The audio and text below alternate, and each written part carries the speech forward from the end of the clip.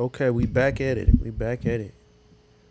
So, thank you for making it this far in the series.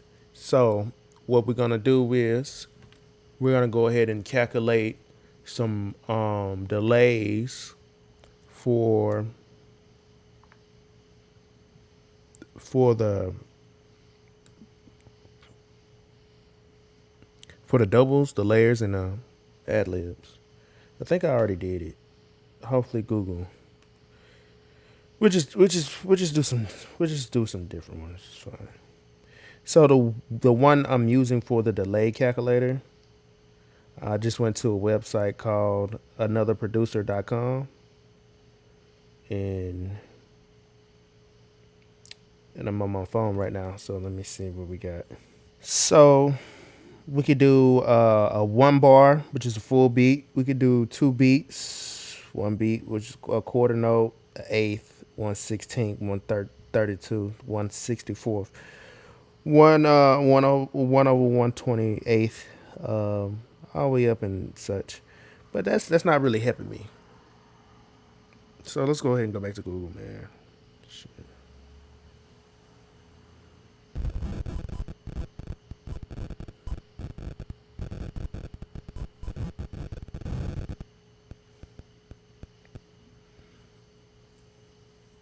So we got some for the AI. So I want to just go through some things with you. Um,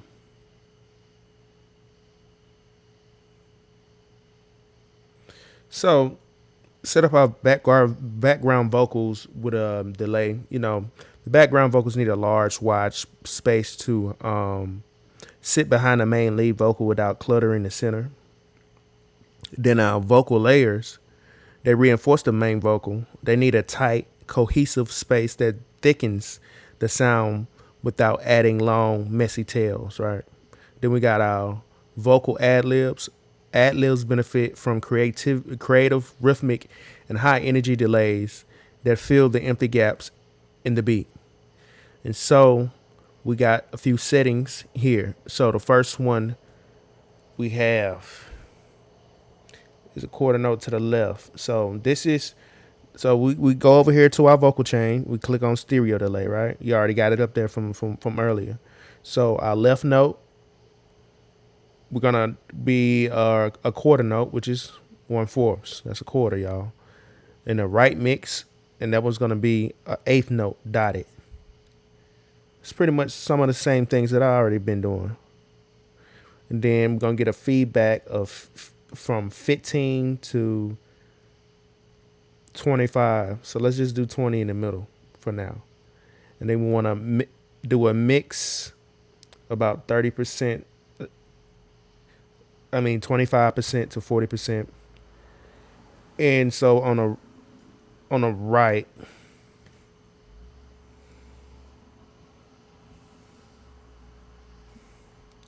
so now we got that. Okay, cool.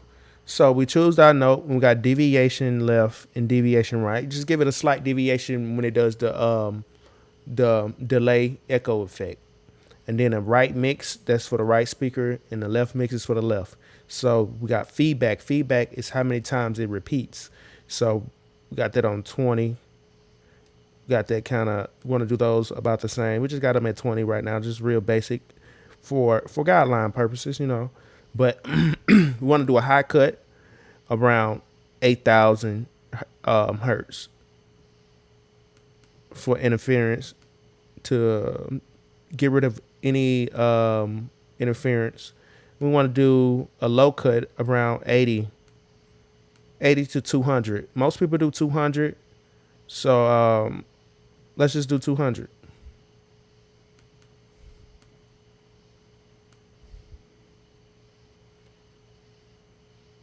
And so bam, there we go.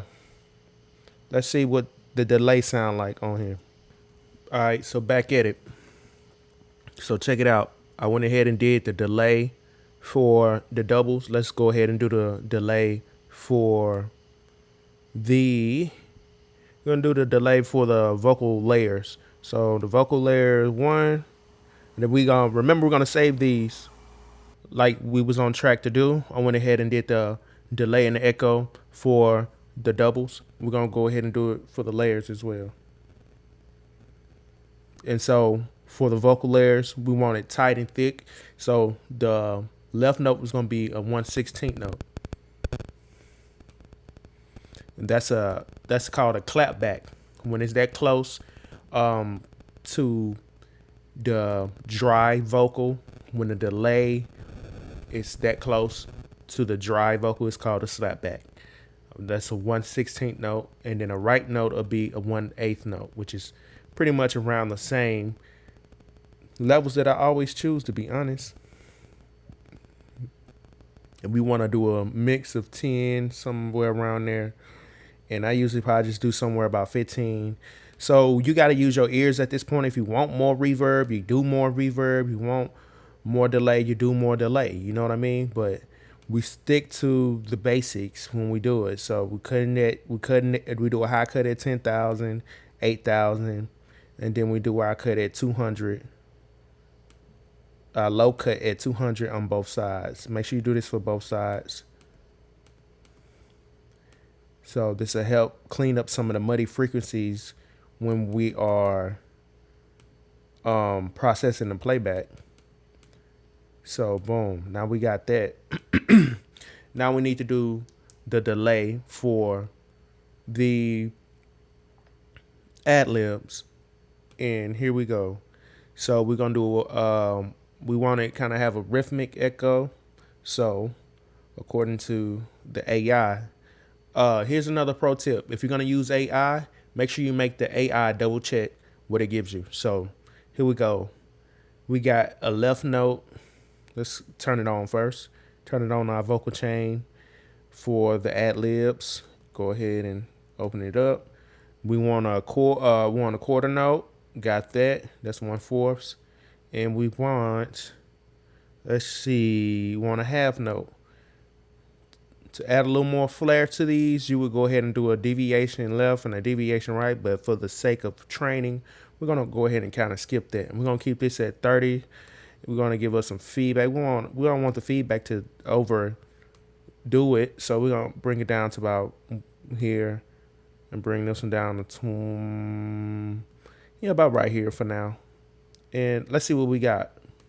I roll up my pain. I roll up my two different look cane. I'm in my own lane. They think I'm insane. I roll up my pain. I roll up his I'm a part of the game. If you get what I'm saying, And I'm still standing on. But I'm still standing on. Two different look cane. I'm in my own lane. They think I'm insane. I roll up my pain. And I'm still standing on. That sounds great. That sounds so clear. And we ain't even got the lead vocal engaged right now. So yeah. So that's how we do it, right? So let me so once make sure we do this step right here. Once we like what we hear. Make sure we save these templates, okay? So make sure you save your templates so you can make it easier on yourself when you in GarageBand to duplicate these settings to different tracks. So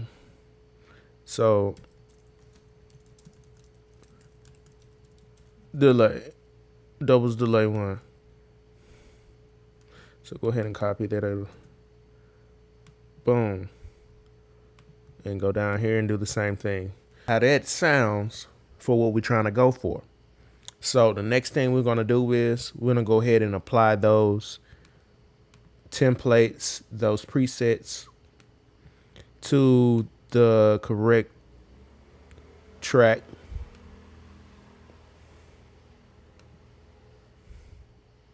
Oh, forgot to do this.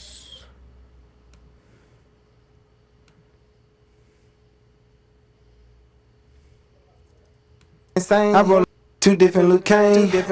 I'm in my own lane. They think I'm insane. I roll up my pain. I'm a part of the game. If you get what I'm saying, then I'm still standing on. So that's where we at with it.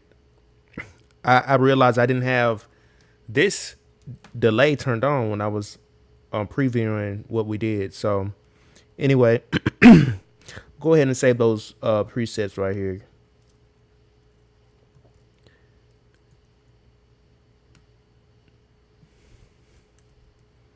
This is layer 1. Oops. Layer 1. Boom. Do the same thing for layer 2.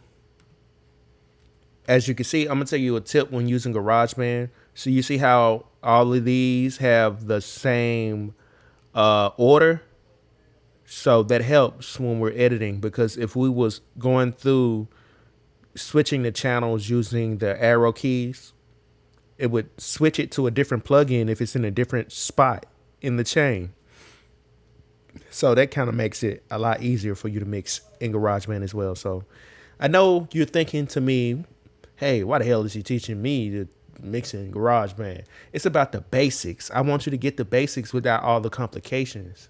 But I also want you to see everything working together how it should work without all the shiny things distracting you.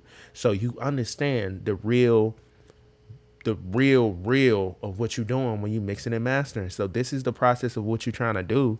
This is the approach you want to take. This is the approach I take, and I would suggest it for you because it sounds good right now.